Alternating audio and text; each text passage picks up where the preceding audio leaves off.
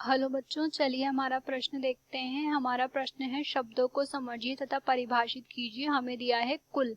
तो अगर कुल की हम यहाँ पर बात करें तो सबसे पहले इस प्रश्न की मुख्य अवधारणा को देखते हैं। तो इस प्रश्न की मुख्य अवधारणा के अंतर्गत हम यहाँ पर कह सकते हैं कि सामान्य रूप से यहाँ पर जो वर्गीकरण होता है पादप व जंतुओं का यहाँ पर जो है वर्गीकरण जो संपन्न किया जाता है, तो वर्गीकरण को यहाँ पर जो है विभिन्न प्रकार के पदों के अंतर्गत संपन्न किया जाता है।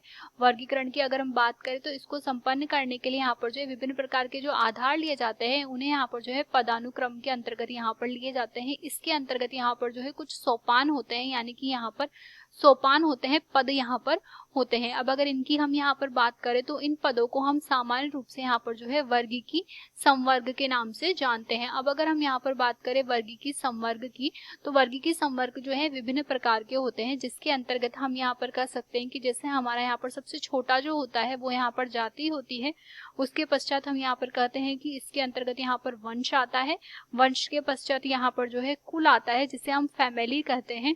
इसके पश्चात यहाँ पर जो है गण आता है, वो गण के पश्चात यहाँ पर वर्ग आता है, वर्ग के पश्चात यहाँ पर संघ आता है, और अंतिम रूप से यहाँ पर जो है जगत का पता चलता है, किसी भी जीव या फिर पादप की जाति का।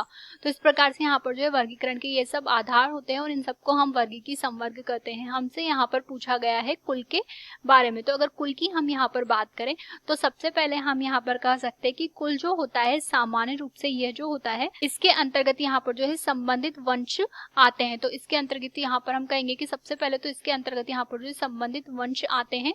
इसके अतिरिक्त हम यहाँ पर कह सकते हैं कि कुल जो होते हैं इसमें यहाँ पर जो है समानता जो होती है वो वंश की तुलना में कम होती है। तो हम यहाँ पर कहेंगे कि वंश की तुलना में जो समानता यहाँ पर जीवों के मध्य होती है वो यहाँ पर कम होती है। तो वंश की तुलना में समानता को ये जो है कम लक्षणों की समानता यहाँ पर जो है प्रदर्शित करते हैं, समानता यहाँ पर कम होती है। अगर वंश की बात करें तो हम यहाँ पर कह सकते हैं कि इसमें यहाँ पर जो है समानता ज्यादा होती है, परंतु कुल में यहाँ पर जो है वंश की अपेक्षा समानता कम हो जाती है।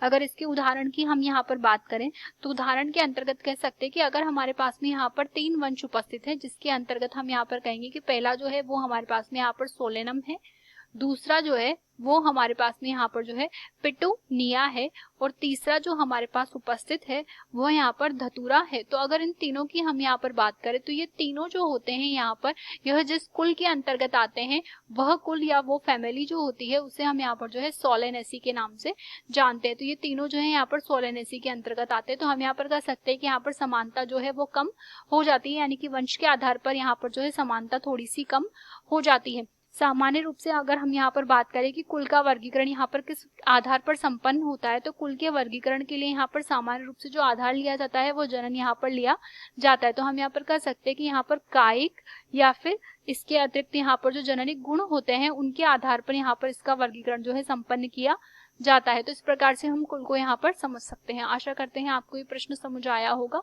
धन्यवाद।